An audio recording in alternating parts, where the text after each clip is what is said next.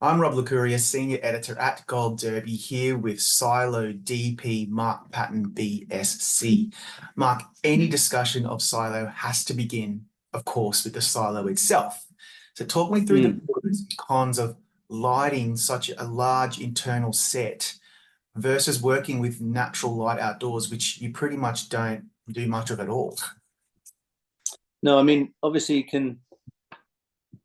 the analogy almost would be that it's this kind of spaceship that's floating through time really, really slowly. Um, there were references to Snowpiercer where that contained a similar aesthetic in terms of the way that society was structured, but that was on an x-axis with the workers at the left of the axis going to the proletariat at the right. And our silo is buried 100 meters on the y-axis. So that goes, deep into the earth. 10,000 people live over the various levels, and they've been in that silo for around 350 years. We don't know why they're there. We don't know what the purpose is, but like all good humans, they've assimilated, and that is their life. Now, initially, I thought that light would be able to come in from a dome at the top, but that's not the case. At the top of the silo is a small camera, which basically photographs the outside world, and that is transmitted to various social levels structured throughout the silo. And I think on the show, the opening sequence does very well in terms of letting the viewer know in terms of the actual structure. So that outside camera is the only touch point for everybody inside. And what they look at is almost a giant LED volume that projects seemingly the outside annihilation and horrors that, you're looking at your best mate for 40 years dead on a bank. Oh, It's like, yeah, it's grim. it was a very happy show. So when when Morton and Gavin, the production designer and director, got me on board, we initially got into what is this world? The silo's a massive character. Morton was very specific in terms of, how are we going to engage an audience for 10 hours where they can't go outside? How are we going to lead the viewer to understand that there are these different scales and different stories and different narratives happening, all within the silo with no natural light? And I worked very closely with the VFX supervisor and Gavin to come up with this kind of a concept, which is a giant reflector at the top of the silo, which would then gather light from the remaining light bulbs after 300 years. And that would reflect the light down this shaft, with that source getting weaker and weaker and weaker, and as we get to the bottom. So by the time we reach mechanical, where we meet our lead protagonist in episode 2, the idea was there is that really it's the inbuilt lighting that's keying everything. So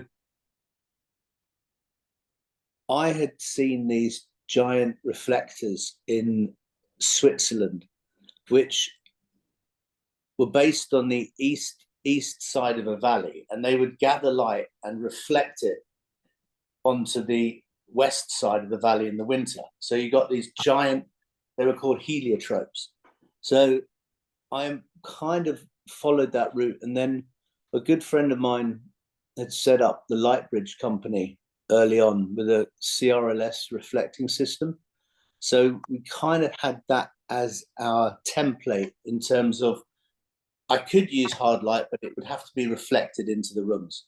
So using those parameters, that's really what formatively described the inside of the silo. That it was various degrees of reflection that entered into each room and each permeated into each substrata of the silo. Obviously, that was all built in a KFC cold store in Essex, London. And we had 2 levels of that. And then working very closely with Daniel Rauschweiger, the VFX supervisor on it, anything when the camera tilted above or below those 2 levels was a CGI takeover. Yeah, that's right. I mean, there is a lot of VFX obviously in the show, but Yeah. I really love the choices that you make with the more, obviously there's some standard medium shots and reverse shots, close-ups, wider long shots, 2 shots in some circumstances. But I went back and rewatched the pilot not long ago, and I was looking for how you composed some of the shots and wondered how important was it for you to put the audience right there in that claustrophobic surrounding in a really almost intimate way so that we start feeling the overbearing weight of the silo around us. Is that something that occurred to you a lot? Yeah, we kind of center pop them, you know. I inherited the initial set of lenses. The initial DP had to go on to another project, so it would have been a bit of a major to switch out. So we actually shot on Caldwell anamorphics, but the framing of the show 2:1 meant that we were center punching out of those anamorphics, so we weren't getting the edge. You could still see the anamorphic elements working, and I think there was a softness that then pulled them out of the large format, because obviously we were on LF, so that 3:1 squeeze really helped us pop the character out and also wrap the environments around them. And Morton and Gavin Bouquet, in terms of color scaping, in terms of set dressing, it was all of a meld in terms of how to embed these characters in this slow moving vessel through time. Yeah, you know, Yeah, I think we achieved that, and I think the VFX on it are one of the more seamless effects, because you're not sure where the takeover is, and we work yeah, really obviously when they go into the digger void and you see the big digger head, that was obviously CG, but it's where you go into corners or you cross over into those different zones. It was, we worked really hard at kind of meshing that together so that the viewer never really leaves the silo. If I was in there for a year, nobody else can get out. that's it. You might as well make it as real, photo real as possible. I actually watched a short that was released about the show that showed all the green screen around half of that spiral where, Yes. where you see a lot of the crowds in some of those scenes. And I just then thought that is so seamless how, obviously VFX has to build out the sets, but how difficult is it for you as the DP to work within the confines of a set that has a lot of green screen in it? That must be very difficult and challenging to get right. Yeah, I mean, I think we, my gaffer Brandon Evans, we discussed how we were going to, contain and shape this reflected light. So we put in big rigs above that central helix, and then it came down to a numbers game and working with the other departments, that would change the various levels, but then also setting aside time for Daniel to get the sprites right, to get all of those elements that are needed to drop into those backgrounds, so that they all sit within each level. So it was a big undertaking in terms of not only coming up with the aesthetical plan at the top of the show, but adhering to that, and then really listening to those departments saying, look, we need time on the day to try and bed these people into this environment. So yeah, it's a big team play. Yeah. DPs obviously create beautiful images that leave an impression on the audience, draws us into the story, but so much of what you're doing is also quite nuanced and subtle. What's a great example of where the aesthetics are, of course, important, but the cinematography impacts the meaning behind the scene? Like, for example, switching from a steady cam to stationary, or intentionally zooming in or out, or framing characters off center. How much of that did you incorporate in your work on Silo? I mean, I think we lent towards center punch really to try that, in the edit that we were always could edit Yeah. center, so that felt as if we were always traveling through these vehicles with our characters. So, the biggest challenge, and it kind of found itself after a month and a half of filming, was how to move the camera down that vertical axis. Yeah. How do you go around a helix? So you could stand back a bit and get a big crane and go top to bottom, but then the directors would say, well, we need to push with these characters. It's all right being, viewing from a vantage point, but how do you get that camera? Is it a wire camera? Is it rails? And in the end, it was literally a combination of just using these new gimbals on a pole, a piece of pipe, and just getting the grip department to run down those stairs behind each protagonist to get that really fluid movement through that vertical axis. Yeah. I when I watched it again, I was trying to think about how the hell you did it, especially even in the little pokey areas like in Yeah. judicial, or in like, I Mm-hmm. mean, was that difficult to work within the set, the physical set, to get those shots right? Yeah, I mean, you got those vertical tunnels that they got to get through to get to Yeah. the digger vault. So those were maybe 40-foot half pipes, built again vertically, and then the crane can come into a section, so it wouldn't be a full cylinder. It would be like a 3/4 cylinder where we could then get the crane in and just slice it down that angle. Again, working within the rubbish chutes, that was similar kind of play when they jump into those rubbish chutes and get through to the various levels. And then obviously when we see Juliet for the first time in mechanical, that set was pretty impressive, I must say. That the tunnels leading to there really did not get any reflected light. So I really wanted it to go. That is the heartbeat of the silo, and it should have felt dirty. So I put bitumen on the fluorescent lights, and it started to cook a bit, and you got this really amazing yellow, almost old color down there. That Yeah. when it feels visceral and old, or time spent, and then as you break into that machine room, that first third of that actual generator was built. So That's incredible. that was built and then extended by Daniel.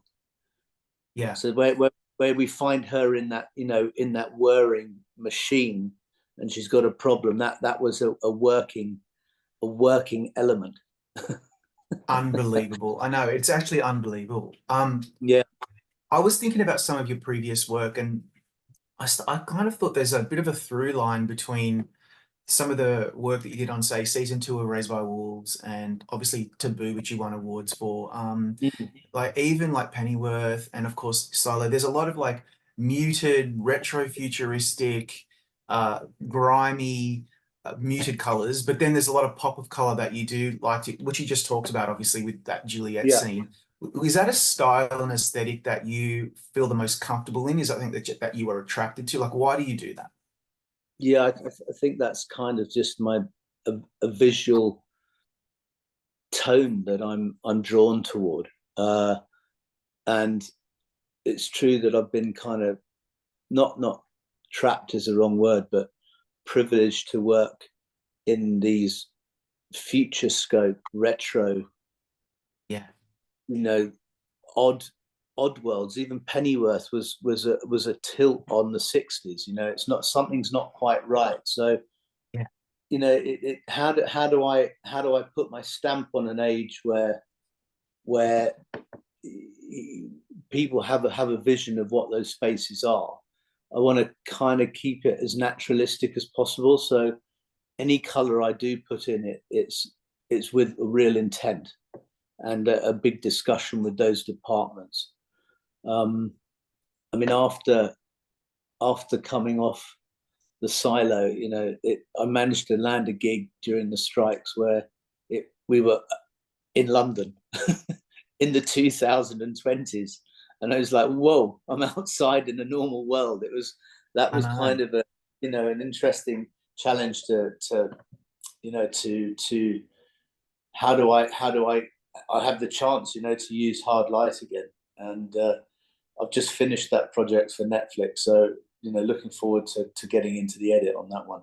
How refreshing for you. But then of course, you once you're out, they pull you back in because you then did Andor season two, taking over from Adriano Goldman, who did season one. And like, Yeah. so this is your aesthetic now. You are like space, grimy, grounded, realistic photography. That's it. Do you think? I mean, Well, I mean, what a world to step into, you know, Adriano's world on Andor. I think Tony Gilroy has put that genre into another level. I hope when that, you know, it was a monster of a show. We worked very closely with you know, the other DPs on that to try and get into Tony's head, which would be the 5 years before Rogue One. And you know, fingers crossed that's gonna hit home. In, I'm not sure when they're going to release it because there's so much. yeah, I know everybody's plucking for it, but there's dying for it. I can you know, I can safely say that I don't think people would be disappointed on that. That was standing on the base at Yavin, you Yeah. know, with things coming Like, in is every boy's dream, every yeah, boy and girl's it's, dream. I don't know. Yeah, I would be beside myself. I'm just beside myself just watching it, let alone being involved.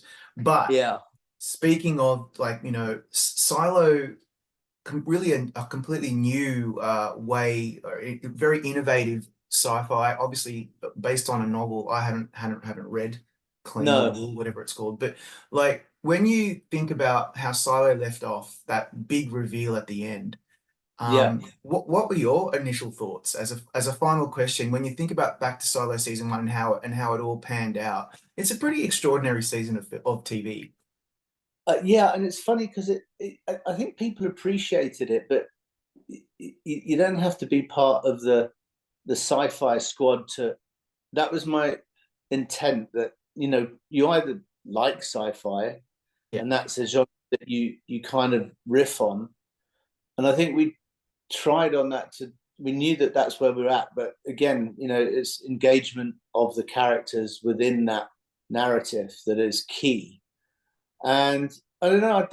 I think it got the zeitgeist to the public, but I think people are coming across it. You know, it's like a slow. It's like the yeah, Silo. It's a slow burn, and you know, I hear people that, oh yeah, haven't watched that yet because there's so much on. But once they get into it, they start to enjoy it for what it is, and I think you know, hopefully that's job done. I think so. Yeah, I think it was a great season of TV. And Thank you. on that note, Mark, congrats on some really amazing work, and I look forward to Thank you. seeing more from you in these seasons to come. Okay, thank you, sir.